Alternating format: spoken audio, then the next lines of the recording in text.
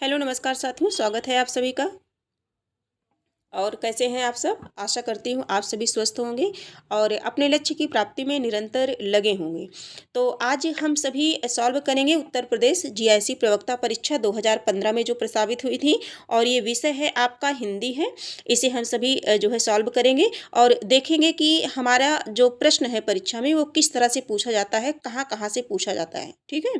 और वैसे तो सभी परिचित हैं कि 2021 में टीजीटी का जो परीक्षा हुई थी, उससे भी ज़्यादा डीपली इस बार जो है परीक्षा जो है प्रश्न बनेंगे परीक्षा में। तो इतना तो सभी परिचित हैं इससे, उसी तरह से जो है अपनी तैयारी भी करनी है। तो किसी भी तैयारी के लिए हमें जो है प्रीवियस ईयर क्वेश्चन पेपर को सॉल्व करना बहुत ही ज़रूरी होता है हमारे लिए। इससे हमारा आत्मविश्वास बढ़ता है और हम प्रश्नों के पूछने के ढंग को समझ पाते हैं। कभी कभी क्या होता है, एक ही प्रश्न को रिपीट कर दिया जाता है और उस प्रश्न को दोबारा प्रस्तुत करने का जो है सम्मिलित करने का प्रश्न पत्र में जो ढंग होता है, जो तरीका होता है, वो बदल दिया जाता है। आंसर वही रहता है लेकिन प्रश्नों के पूछने का ढंग बदल दिया जाता है। तो यदि हम पुराने प्रश्न पत्र को सॉल्व करते हैं तो उनसे इस चीज़ को हम सरलता से समझ पाएंगे।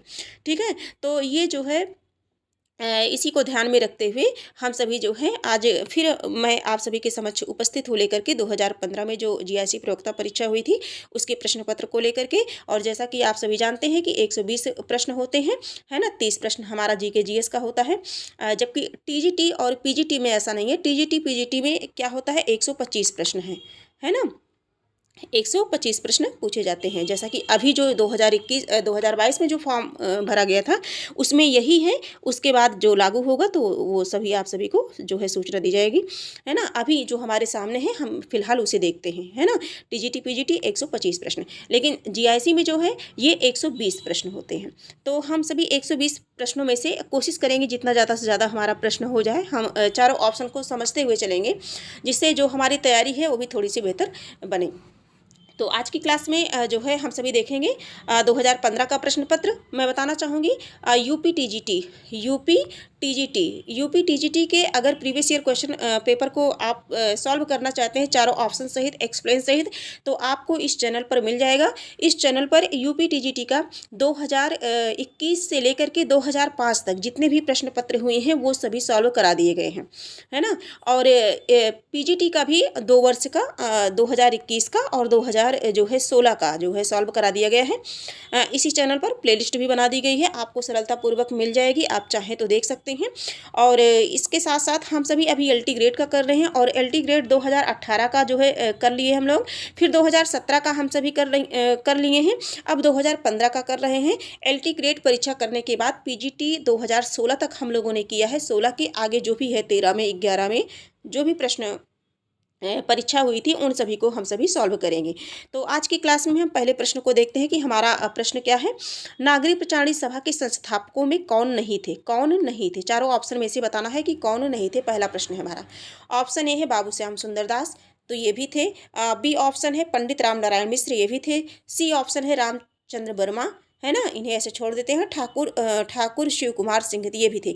ये तीनों थे, है ना। तो ऑप्शन हमारा बचता है सी, तो करेक्ट आंसर हमारा सी हो जाएगा। और नागरिक प्रचारणी सभा की जो स्थापना हुई थी ये 16 जुलाई को हुई थी 1893 ईस्वी को, वाराणसी में हुई थी। कहाँ हुई थी? वाराणसी में हुई थी। ठीक है। आगे हम सभी देखते हैं, प्रश्न संख्या 2 देखेंगे। खड़ी बोली का पहला प्रयोग किसके द्वारा किया गया था? ऑप्शन ए है बलदेव, बी है लल्लूलाल, सी है जान गिलक्राइस्ट और डी है सुनीत कुमार चटर्जी। तो दो है, दो का प्रश्न संख्या जो 2 है इसका करेक्ट आंसर जो है करेक्ट आंसर सी है, जान गिल क्राइस्ट को, है ना। नरेंद्र कोहली की एक पुस्तक है व्यंग गाथा। क्या है? व्यंग गाथा है। और इसमें इन्होंने लिखा है कि पंडित लल्लूलाल जी ने खड़ी बोली में गद्य का लेखन किया। ठीक है। फोर्ट विलियम कॉलेज में ही खड़ी बोली का नामकरण हुआ। खड़ी बोली का जो नामकरण हुआ फोर्ट विलियम कॉलेज में हुआ। खड़ी बोली के नामकरण का श्रेय गिल क्राइस्ट एवं सदल मिश्र को दिया जाता है। तो सदल मिश्र इसमें नहीं है, तो हमारा ऑप्शन गिल क्राइस्ट हो जाएगा। आगे हम सभी देखते हैं, अगले प्रश्न पर चलते हैं। प्रश्न संख्या जो है 3 देखेंगे। वर्णमाला से संबंधित प्रश्न है। निम्नलिखित वर्गों में से कौन सा मूर्धन्य ध्वनियों का है? मूर्धन्य ध्वनियों का है ना। वर्णमाला से प्रश्न प्रतिवर्ष परीक्षा में बनते हैं और वर्णमाला आप सभी को बिल्कुल जो जो है पढ़ा भी दी गई है। तो आप चाहे तो क्लास भी देख सकते हैं। सारे टॉपिक जितने भी महत्वपूर्ण टॉपिक हैं अधिकतर जो है आपको जो है पढ़ा दिया गया है इस चैनल पर, लेकिन फिर से पुनः हम पढ़ाने की कोशिश करेंगे। आगे है जो है इसमें रिटूरसा राम मूर्धा है ना, एक सूत्र है रिटूरसा राम मूर्धा। तो ये टाठा डाठा ये वाला हो जाएगा। करेक्ट आंसर हमारा क्या हो जाएगा? सी हो जाएगा, सॉरी बी हो जाएगा, है ना। जैसे पाफा बाभा ये ओष्ठ हो गया, पाफा बाभा आप बोल के भी देख सकते हैं, ये ओष्ठ ध्वनियाँ हो गई। और इचु ऐसा नाम तालु, तो इचु ऐसा नाम तालु ये चाचा चाचा वर्ण तालु हो गया, ठीक है। बचा दंत, ये दंत हो गया। तो इस तरह से आप देख सकते हैं। 3 नंबर का प्रश्न, 4 नंबर का प्रश्न है, निम्नलिखित में से कौन 84 सिद्धियों में नहीं है? ऑप्शन ए है बिरुपा, बी है कढ़पा, सी है सारंगधर, डी है कुकुरपा। तो जो चौथे नंबर का प्रश्न है इसका करेक्ट आंसर हो जाएगा सारंगधर। करेक्ट आंसर हमारा सी हो जाएगा, सारंगधर नहीं है। आगे हम सभी देखेंगे जो हमारा प्रश्न है, प्रश्न संख्या 5 है। प्रश्न संख्या 5 है, हिंदी साहित्य के 700 से 1400 ईस्वी के कालखंड को ग्रियर्सन ने क्या नाम दिया है? संधिकाल, संधिकाल, प्रारंभिक काल, सी है चारण काल और डी है अपभ्रंश काल, है ना। तो इसे क्या कहा है? देखिए किसकी बात पूछी जा रही है? 700 से 1400 ईस्वी के कालखंड को ग्रियर्सन की बात की जा रही है। ग्रियर्सन ने क्या कहा है? तो ग्रियर्सन ने इसे क्या कहा है? चारण काल कहा है। ग्रियर्सन ने इसे चारण काल नाम दिया है और वे इसका प्रारंभ जो है 640 ईस्वी के आसपास मानते हैं, ठीक है। आगे हम सभी देखेंगे, जो है 6 नंबर का प्रश्न है, कवित्र रत्नाकर किस भाषा में रचित है? कवित्र रत्नाकर, कवित्र रत्नाकर। तो सबसे पहले हम जानेंगे कवित्र रत्नाकर रचना किसकी है? तो ये सेनापति की रचना है। सेनापति को आप जानते होंगे, सेनापति की रचना है, ठीक है। सेनापति की ये रचना है कवित्र रत्नाकर। और ये किस भाषा में है? तो ये ब्रज भाषा में। करेक्ट आंसर हमारा ए हो जाएगा। यह रचना जो है ब्रज भाषा में है। आगे हम सभी देखेंगे जो है प्रश्न संख्या 7 देखते हैं। हिंदी का भक्ति काल बाहरी आक्रमण की प्रतिक्रिया है, बहुत ही चर्चित है ये जो है कोटेशन। यह कथन निम्नलिखित में से किस विद्वान का है? ऑप्शन ए है ग्रियर्सन, बी है हजारी प्रसाद, सी है रामचंद्र शुक्ल, डी है उपयुक्त में से कोई नहीं। चारों ऑप्शन में से बताना है कि कौन सा है। करेक्ट आंसर बताना है प्रश्न संख्या 7 का। तो आचार्य रामचंद्र शुक्ल का है ये। करेक्ट आंसर हमारा ए हो जाएगा, आचार्य रामचंद्र शुक्ल। 7वें नंबर का प्रश्न है, निम्नलिखित में से कौन सा कवि रीतिबद्ध परंपरा में है? जैसा कि रीति काल को 3 भागों में बांटा गया है, रीतिबद्ध, रीति सिद्ध, रीतिबद्ध और रीति मुक्त, है ना। तो यहाँ से प्रश्न बनता है कौन किस काल का कवि है? बिहारी लाल, घनानंद, मतीराम और आलम। 8 नंबर का प्रश्न है। तो रीतिबद्ध पूछा गया है तो मतीराम हो जाएंगे। कौन हो जाएगा? मतीराम। करेक्ट आंसर हमारा क्या हो जाएगा? सी हो जाएगा। हमारा करेक्ट आंसर सी हो जाएगा, ठीक है। आगे हम सभी देखेंगे जो है, अगर इसमें हम सभी रीति मुक्त काव्यधारा के कवियों को देखना चाहें, रीति मुक्त काव्यधारा के कवियों को, तो जो है इसमें आलम, घनानंद, आलम, बोधा, ठाकुर, ये सभी क्या है? रीति मुक्त कवि हैं, ठीक है। और रीति सिद्ध कवि के जो है अगर बात करें, रीतिकाली रीति सर्वप्रथम हम देखते हैं जैसे रीतिकालीन काव्य को 3 भागों में बांट दिया गया। थोड़ी चर्चा कर लेते हैं, है ना। बहुत जल्दबाजी में प्रश्नों को करने के चक्कर में हम पढ़ नहीं पाते हैं। 3 भागों में जैसे बांट दिया गया। और कौन है? रीतिबद्ध है, रीति सिद्ध है और रीति मुक्त है। रीतिबद्ध काव्यधारा के कवियों ने काव्य शास्त्रीय परंपरा आदि का निर्वाह कर लक्षण ग्रंथों का निर्माण किया। किसका निर्माण किया? लक्षण ग्रंथों का निर्माण किया। अगर इसमें हम कवियों की चर्चा करें तो चिंतामणि हो गए हमारे, चिंतामणि हो गए, और कौन हो गया? भिखारी दास हो गए, देवमतीराम, पद्माकर, ठीक है। ये सभी क्या हैं? ये सभी रीतिबद्ध कवियों में आते हैं। और रीति सिद्ध काव्यधारा के कवियों ने लक्षण ग्रंथ ना लिख करके लक्षण को ध्यान में रखते हुए लक्षण ग्रंथों का निर्माण किया। इसमें जैसे बिहारी हैं और रसनिधि हैं, ठीक है। और रीति मुक्त काव्यधारा जो तीसरी है हमारी, रीति मुक्त काव्यधारा की बात करें जिसमें घनानंद, आलम, बोधा, ठाकुर हैं, इन्होंने क्या की? कवियों ने जो है रीतिमुक्त काव्यधारा के जो कवि हैं, इन्होंने रीतिकाल की परिपाटी को त्याग करके स्वच्छंद पूर्वक, है ना, स्वच्छंद रूप से श्रृंगार काव्य की रचना की, जिनमें आलम बोधा ठाकुर ये सभी आते हैं। तो हमारा इसका करेक्ट आंसर हो जाएगा रीतिबद्ध परंपरा से, करेक्ट आंसर मतीराम हो जाएगा। ठीक है, आगे हम सभी देखते हैं। 9 नंबर का प्रश्न है, खड़ी बोली हिंदी का आधुनिक कालीन प्रथम महाकाव्य है। खड़ी बोली हिंदी का आधुनिक कालीन की बात हो रही है। इसमें पहला प्रश्न है साकेत, दूसरा है प्रिय प्रवास, तीसरा है भारत भारती, चौथा है कुरुक्षेत्र। तो इसका करेक्ट आंसर क्या होगा? प्रिय प्रवास हो जाएगा। प्रिय प्रवास किसकी रचना है? हरिऔध की रचना है। ठीक है, प्रिय प्रवास किसकी रचना है? हरिऔध जी की रचना है। प्रिय प्रवास का जो प्रकाशन है, प्रथम प्रकाशन 1914 ईस्वी में किया गया, और इस पर जो है मंगला प्रसाद पारितोषिक भी इन्हें प्रदान किया गया। आगे हम सभी देखते हैं, अपने अगले प्रश्न को देखते हैं। प्रश्न संख्या 10 देखेंगे। प्रश्न संख्या 10, कामायनी एक पुनर्विचार नामक आलोचना के ग्रंथ के लेखक हैं। कामायनी एक पुनर्विचार, तो रामस्वरूप चतुर्वेदी, राम विलास शर्मा, डॉक्टर नगेंद्र, गजानन माधव, मुक्तिबोध। 10 नंबर का जो प्रश्न है, इसका करेक्ट आंसर हो जाएगा मुक्तिबोध, डी वाला ऑप्शन हो जाएगा। करेक्ट आंसर हमारा डी हो जाएगा। प्रश्न संख्या जो है 11 चलते हैं। नई कविता की प्रमुख प्रवृत्ति है। नई कविता की प्रमुख प्रवृत्ति है। ऑप्शन ए है बौद्धिकता का प्राधान्य, बी है यथार्थवाद का अति आग्रह, सी है कुंठा निराशा संदेह की अभिव्यक्ति, डी है उपयुक्त सभी। 11 नंबर का जो प्रश्न है, इसका करेक्ट आंसर हो जाएगा उपयुक्त सभी। नई कविता की प्रमुख प्रवृत्ति, बौद्धिकता का प्राधान्य, यथार्थवाद का अति आग्रह, कुंठा निराशा, संदेह की अभिव्यक्ति, है ना, उपयुक्त सभी है। इसका करेक्ट आंसर क्या हो जाएगा? उपयुक्त सभी हैं। आगे हम सभी देखेंगे, 12 नंबर के प्रश्नों पर चलते हैं। प्रिया नीलकंठी तथा निषाद बांसुरी किसके निबंध संग्रह हैं? ऑप्शन ए है रमेश चंद्र शाह, बी है विद्यानिवास मिश्र, सी है कुबेर नाथ राय, डी है श्री राम परिहार। चारों ऑप्शन में से हम सभी को बताना है कि हमारा करेक्ट आंसर क्या है। तो प्रिया नीलकंठी जो है कुबेर नाथ राय का है। किसका है? कुबेर नाथ राय का है जो है। और निषाद बांसुरी भी इनका जो है ललित निबंध है। इनका पहला निबंध संग्रह जो है क्या है? प्रिया नीलकंठी, ये 1968 ईस्वी में प्रकाशित हुआ था। ठीक है, जैसे रस आखेटक, गंधमादन, विषाद योग, ये सभी जो है इनके हैं। आगे हम सभी देखेंगे, 13 नंबर के प्रश्नों पर चलते हैं। प्रश्न संख्या 13 देखते हैं। बाकी जिन जिन कवियों की चर्चा इसमें हो रही है, आप उन्हें अपने नोट्स से जो है फिर से रिवीजन कर सकते हैं। पुरानी हिंदी ग्रंथ के लेखक हैं। पुरानी हिंदी ग्रंथ के लेखक हैं।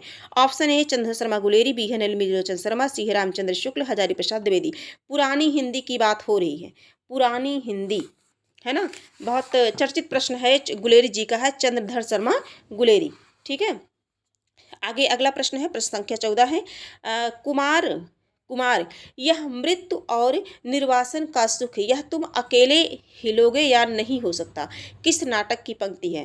कुमार, यह मृत्यु और निर्वासन का सुख, यह तुम अकेले हिलोगे यह नहीं हो सकता, किस नाटक की पंक्ति है? जन्मेजय का नागयज्ञ, एक घूंट, कामना, ध्रुव स्वामिनी। 14 नंबर का जो प्रश्न है, इसका आंसर हो जाएगा ध्रुव स्वामिनी। क्या होगा? ध्रुव स्वामिनी। करेक्ट आंसर हमारा डी हो जाएगा।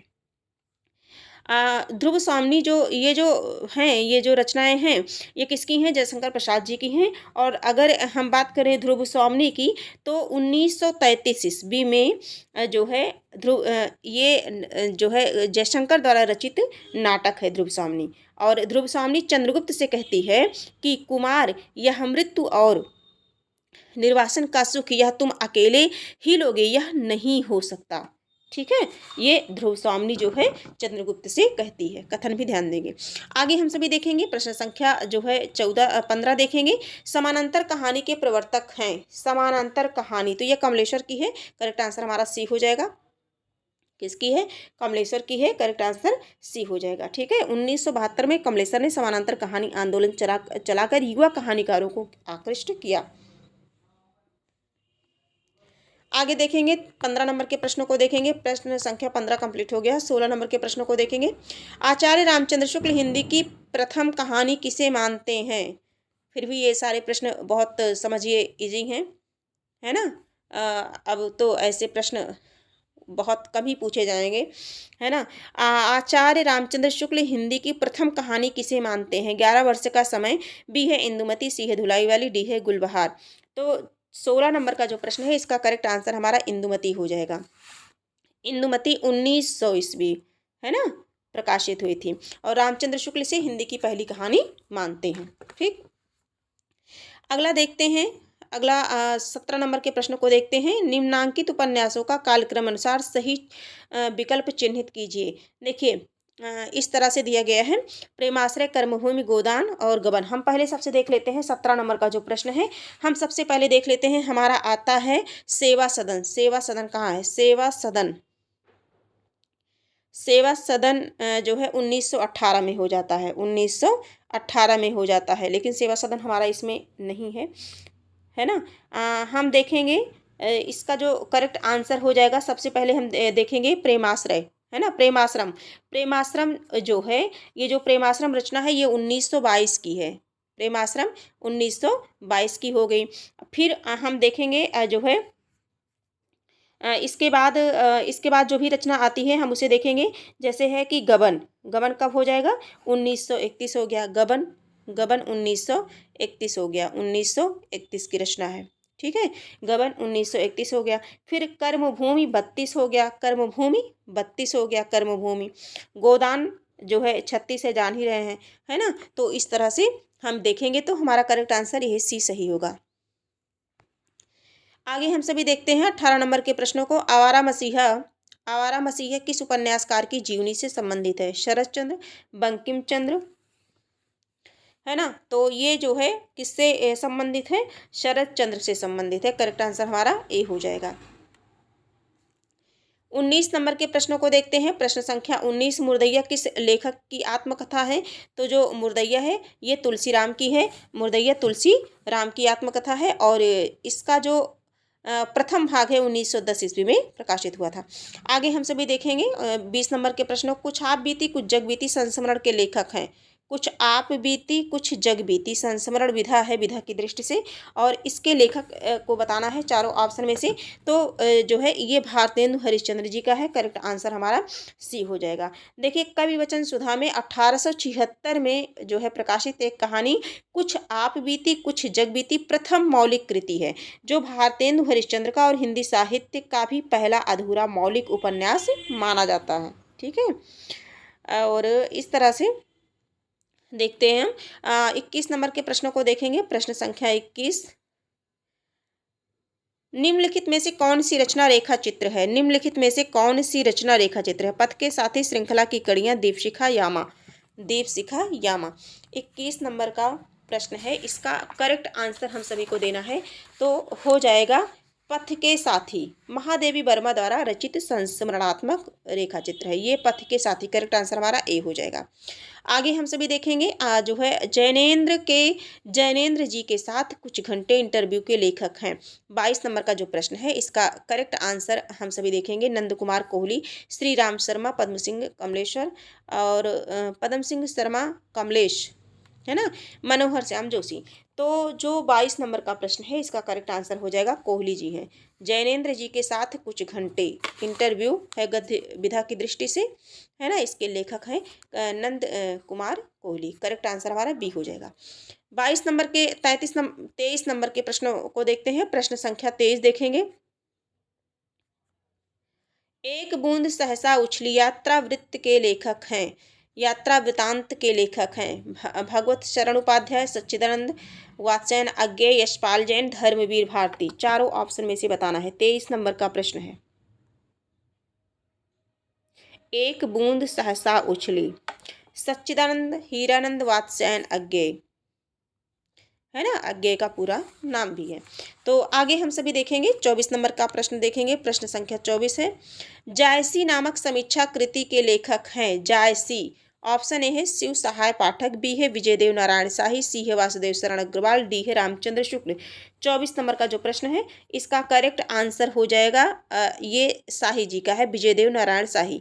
जायसी नामक समीक्षा कृति के लेखक हैं। जायसी नामक समीक्षा कृति के लेखक हैं। प्रश्नों को ध्यान से देखें, विजय देव नारायण शाही जी हैं।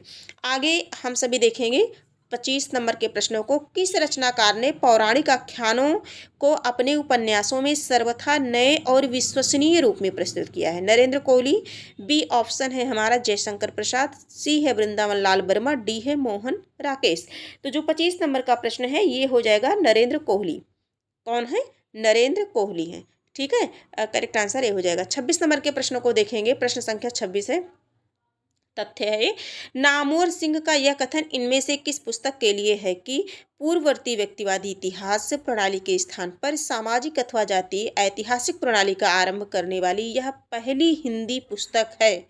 ठीक, ये किसका है? नामवर सिंह का यह कथन इनमें से किस पुस्तक के लिए यह कहा गया है? नामवर सिंह ने किस पुस्तक के लिए कहा है? हिंदी साहित्य की भूमिका, हिंदी साहित्य की सामाजिक भूमिका, और इसके साथ साथ है, मैं ऑप्शन बता दे रही हूँ, है ना। आंसर हमारा ये हिंदी साहित्य की भूमिका। करेक्ट आंसर हमारा क्या हो जाएगा? ए हो जाएगा, हिंदी साहित्य की भूमिका। आगे हम सभी देखते हैं हमारा जो अगला प्रश्न है। प्रश्न संख्या जो है 27 देखेंगे। छायावाद और उत्तर छायावाद के बीच कुछ वैसा ही संबंध दिखता है जैसा मध्यकाल में भक्ति काव्य और रीति काव्य के बीच था। तो पंक्तियों के लेखक हैं, ये जो पंक्तियां हैं इनके लेखक बताना है ना। तो आचार्य नंद दुलारे, Vajpayee, doctor Bachchan Singh, doctor Ramswaroop Chaturvedi, doctor Nagendra. 27 number का प्रश्न है। इसका करेक्ट आंसर हो जाएगा doctor Ramswaroop Chaturvedi. Correct answer हमारा सी हो जाएगा। डॉक्टर रामस्वरूप चतुर्वेदी ने अपनी पुस्तक हिंदी साहित्य एवं संवेदना का विकास, ये भी पूछा जा सकता है किसकी पुस्तक है, तो हिंदी साहित्य और संवेदना का विकास में लिखते हैं कि छायावाद और उत्तरवाद के बीच कुछ वैसा ही संबंध दिखता है जैसा मध्यकाल में भक्तिकाल और रीतिकाल के बीच था। तो ये प्रश्न इसका हो गया, चतुर्वेदी जी हो गए। 28 नंबर के प्रश्नों को देखते हैं। विख्यात जीवन वृत्त, हमारा लोकहित एकांत था, आत्मा अमर है देह नश्वर है, यह अटल सिद्धांत था। उपर्युक्त पंक्तियां किस कृति में संग्रहित हैं? 28 नंबर का प्रश्न है। साकेत की हैं, बी है भारत भारती की हैं, सी है सिद्धराज की हैं, डी है उपर्युक्त में से कोई नहीं। तो जो हमारा इसका करेक्ट आंसर होगा 28 नंबर का, भारत भारती की ये पंक्तियां हैं। किसकी हैं? भारत भारती की हैं। और भारत भारती रचना किसकी है? साकेत, ये मैथिली शरण गुप्त जी की है। आगे हम सभी देखेंगे अपना 29 नंबर के प्रश्न को देखेंगे। दुख ही जीवन की कथा रही, क्या कहूँ आज जो नहीं कही, काव्य पंक्ति किस कृति की है? 29 नंबर का प्रश्न है। आंसू सरोज स्मृति। तो ये बहुत ही चर्चित है ना, बहुत रटा रटाया हुआ प्रश्न है, समझिए। तो ये किसकी है? सरोज स्मृति की है। करेक्ट आंसर हमारा बी हो जाएगा। आगे हम बढ़ते हैं 30 नंबर के प्रश्नों को देखते हैं। प्रश्न संख्या 30 देखेंगे। मम्मट किस संप्रदाय के आचार्य हैं? मम्मट किस संप्रदाय के आचार्य हैं? औचित्य, अलंकार, सी है ध्वनि, और डी है रीति। किसके हैं? किसकी बात हो रही है? काव्यशास्त्र से प्रश्न है, मम्मट की बात हो रही है। तो मम्मट ध्वनि के हैं। मम्मट किसके हैं? भारतीय काव्यशास्त्र में विभिन्न सिद्धांतों या संप्रदायों का जन्म काव्य की आत्मा की खोज से जुड़ा हुआ है। ध्वनि सिद्धांत भी काव्य की आत्मा का अनुसंधान करने वाला सिद्धांत है। ठीक है, तो ये इसमें जो इसका करेक्ट आंसर क्या हो जाएगा? ध्वनि हो जाएगा, है ना। मम्मट ध्वनि के हैं। आगे हम सभी देखेंगे 31 नंबर का प्रश्न है। रस निष्पत्ति के संबंध में चित्त तुरंग न्याय की मान्यता किस आचार्य ने की? ये प्रश्न जो है इम्पॉर्टेंट है ना। इन इन इन सभी से प्रश्न बनता है, चारों ऑप्शन से प्रश्न बनता है। 31 नंबर का जो प्रश्न है इसका करेक्ट आंसर हो जाएगा शंकु। रस निष्पत्ति के संबंध में चित्त तुरंग न्याय की मान्यता आचार्य शंकु की है। ठीक है, आगे हम सभी देखेंगे 32 नंबर के प्रश्न को देखेंगे। भट्ट नायक का भुक्तिवाद किस दर्शन पर आधारित है? अब भुक्तिवाद किसका है? तो भट्ट नायक का है। यहाँ इसी में से प्रश्न बन गया है ना, ऐसे प्रश्न कई बार परीक्षा में बना है। तो भट्ट नायक का भुक्तिवाद किस दर्शन पर आधारित है? मीमांसा, न्याय दर्शन, शैव और सांख्य। चारों में से हमारा करेक्ट आंसर कौन सा होगा? 32 नंबर का प्रश्न है। 32 नंबर का प्रश्न, इसका जो करेक्ट आंसर होगा वो हो जाएगा सांख्य दर्शन। भट्ट नायक भुक्तिवाद किस पर आधारित है? सांख्य, यानी कि करेक्ट आंसर हमारा डी हो जाएगा।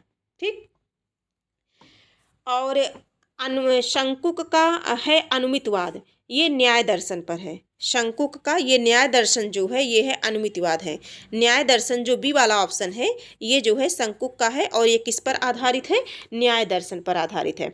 और भट्ट लोलट का है उत्पत्तिवाद। प्रश्न बनता है उत्पत्तिवाद किसका है, तो ये भट्ट लोलट का है उत्पत्तिवाद। और किससे है, ये मीमांसा दर्शन से। मीमांसा दर्शन से किसका है, जो है भट्ट लोलट का है और इनका उत्पत्तिवाद है। अभिनव गुप्त का अभिव्यक्तिवाद, और जैसा कि जानते हैं अभिनव गुप्त क्या है, शैव दर्शन, ये तो कभी नहीं भूलते होंगे, शैव दर्शन पर आधारित है। तो इस तरह से चारों हम लोगों ने देख लिया। 33 नंबर के प्रश्नों पर चलते हैं। रस निष्पत्ति की विवेचना में भावकत्व और भोजकत्व की कल्पना किस आचार्य ने की। ऑप्शन ए है भट्ट लोलट, बी है भट्ट नायक, सी है शंकुक, डी है अभिनव गुप्त। जो 33 नंबर का प्रश्न है इसका करेक्ट आंसर हमारा क्या हो जाएगा, भट्ट नायक हो जाएगा। भट्ट नायक यानी कि भुक्तिवाद। करेक्ट आंसर हमारा क्या हो जाएगा, बी हो जाएगा। 34 नंबर के प्रश्न पर चलते हैं। प्रश्न संख्या 34। आचार्य भरत मुनि ने गुणों की संख्या कितनी मानी है। आचार्य भरत मुनि ने गुणों की संख्या कितनी मानी है, 7, 10, 13, 18। 34 नंबर का प्रश्न है तो 10 मानी है। कितनी मानी है, 10 मानी है। और ये प्रश्न इसके पहले भी जो हम सभी प्रश्न पत्र सॉल्व किए थे उसमें भी यह प्रश्न बना था, है ना। और 10 कौन कौन से हैं, श्लेष, प्रसाद, समता, समाधि, माधुर्य, ओज, सकुमार, अर्थ, व्यक्ति, उदारता एवं कांति। आगे हम सभी देखेंगे 35 नंबर के प्रश्नों को देखेंगे। प्रश्न संख्या 35 नंबर का जो प्रश्न है, अभिधा उत्तम काव्य है, मध्य लक्षणालीन, अधम व्यंजना रस विरस, उल्टी कहत नवीन। उपयुक्त किसकी उक्ति है, केशव, ब्रजनाथदास, भिखारीदास, देव, है ना। इन सभी में से देखेंगे 35 नंबर का जो प्रश्न है इसका करेक्ट आंसर हो जाएगा देव की है। किसकी है, देव की है, यानी कि करेक्ट आंसर डी हो जाएगा। आगे हम सभी अपने प्रश्नों पर चलते हैं। प्रश्न संख्या 36 देखते हैं। 36 नंबर का जो प्रश्न है, हाँ ये सारी चीज़ें हैं, इनके बारे में आप पढ़ सकते हैं पूरा डिटेल से, प्रश्न बन सकते हैं, इंपॉर्टेंट हैं। कभी आगे हम सभी देखेंगे, केशव कही न जाए का कहिए, देखत तव रचना विचित्र, अति समुझ मन ही मन रही है। उपयुक्त पंक्तियों में है भक्ति रस है, शांत रस, करुण रस, अद्भुत रस, है ना। 36 नंबर का जो प्रश्न है इसमें है अद्भुत रस है। ठीक, जहाँ किसी असाधारण, अपूर्व, अलौकिक वस्तु, जीव इत्यादि को देख करके हृदय में विशेष प्रकार का सुखद कौतूहल, विस्मय, आश्चर्य का भाव उत्पन्न हो, वहाँ पर अद्भुत रस होता है। और यह जो पंक्तियां हैं तुलसीदास कृत विनय पत्रिका से उद्धृत हैं, जिसमें यह भाव प्रतीत होता है। ठीक है, इसमें क्या है, अद्भुत रस है। आगे हम देखेंगे जो है 37 नंबर का, किस छंद में 12 और 7 की यति से कुल 19 मात्राएं होती हैं। छंद, है ना, छंद को आप बार बार रिवीजन करिए। इसमें मात्राओं का जो है वो होता है सोरठा, दोहा, चौपाई, बरबय, है ना। 37 नंबर का प्रश्न है तो ये बरबय है। क्या है, बरबय। 12, 7, बरबे में छंद में 12 और 7 की यति से कुल 19 मात्राएं, यानी कि बरबे है। आगे हम सभी देखेंगे दोहा, सोठा, चौपाई जान ही रहे हैं, ये सभी इजी हैं। जो थोड़ा सा टफ होता है उन्हीं पर विशेष ध्यान देना चाहिए हम सभी को। बाकी जो है अगला प्रश्न जो है हमारा, ये आप देख सकते हैं, निम्नलिखित में से कौन सा वर्णिक छंद है, वर्णिक छंद है ना। छप्पय, सोरठा, उपेंद्र वज्रा और रोला। 38 नंबर का प्रश्न है, इसका जो करेक्ट आंसर हो जाएगा, इसमें वर्णिक छंद की बात हो रही है तो उपेंद्र वज्रा क्या है, वर्णिक छंद है। आगे हम बढ़ते हैं। 39 नंबर का प्रश्न है, निम्नलिखित में से कौन सी पश्चिमी हिंदी की बोली नहीं है। भाषा से देखिए प्रश्न बन गया, ब्रजभाषा, बांगरू, कन्नौजी, डोंगरी। 39 नंबर का जो प्रश्न है करेक्ट आंसर इसका हो जाएगा डोंगरी, यानी कि करेक्ट आंसर हमारा डी हो जाएगा। आगे बढ़ते हैं, 40 नंबर के प्रश्नों को करते हैं। कामता प्रसाद गुरु ने बाह्य प्रत्न के अनुसार व्यंजनों के कितने भेद माने हैं। बाह्य प्रत्न, ठीक है, तो कामता प्रसाद गुरु की बात हो रही है। 3, 5, 4 और 2। 40 नंबर का जो प्रश्न है इसका करेक्ट आंसर हो जाएगा 2। करेक्ट आंसर हमारा डी हो जाएगा। ठीक, अल्प प्राण और महाप्राण, बाह्य प्रत्नों के अनुसार व्यंजनों के कितने भेद हैं। ये जो अल्प प्राण हम सभी पढ़ते हैं इन्हीं की बात हो रही है। अल्प प्राण और महाप्राण 2 माने हैं। ठीक है, तो इस प्रकार आज की क्लास में हम लोगों ने कितने प्रश्न किए, आज की क्लास में हम लोगों ने 40 प्रश्न किए। आज की क्लास में हम लोगों ने 40 प्रश्न किया और हम लोगों ने देखा कि किस तरह से प्रश्न बना हुआ है। और ये जीआईसी प्रवक्ता परीक्षा 2015 में जो प्रश्न आया था, ये वही प्रश्न है। इस प्रश्नों में से 40 प्रश्नों को हम लोगों ने देखा, शेष प्रश्नों को अगली क्लास में जो है प्रस्तुत करने की कोशिश की जाएगी। तो आज की क्लास यहीं तक है, हम फिर मिलेंगे, नए प्रश्नों के साथ मिलेंगे। और तब तक आप सभी स्वस्थ रहिए, मस्त रहिए और अपनी पढ़ाई पर ध्यान देते रहिए। बाकी जो भी प्रीवियस ईयर क्वेश्चन पेपर है, जो प्रैक्टिस सेट है, और धीरे धीरे जो है टॉपिक वाइज प्रैक्टिस लाने की कोशिश की जा रही है। अभी तो हम सभी प्रश्न पत्र सॉल्व कर रहे हैं, बाकी आप अपने नोट्स पढ़ते रहिए। जिस भी संस्था, जिस भी कोचिंग संस्थान से, या आप जो है अपने स्वयं के खुद के नोट्स बनाए हैं तो आप उससे पढ़ते रहिए, अपनी तैयारी करते रहिए, है ना। तो फिर हम मिलेंगे। अगर ये क्लास थोड़ी सी उपयोगी लगी हो तो आप इसे लाइक, सब्सक्राइब और अपने कुछ मित्रों तक शेयर कर दीजिए। कमेंट में अपने सुझाव अवश्य लिखें, है ना। तो आज की क्लास यहीं तक है, फिर मिलेंगे, तब तक के लिए धन्यवाद।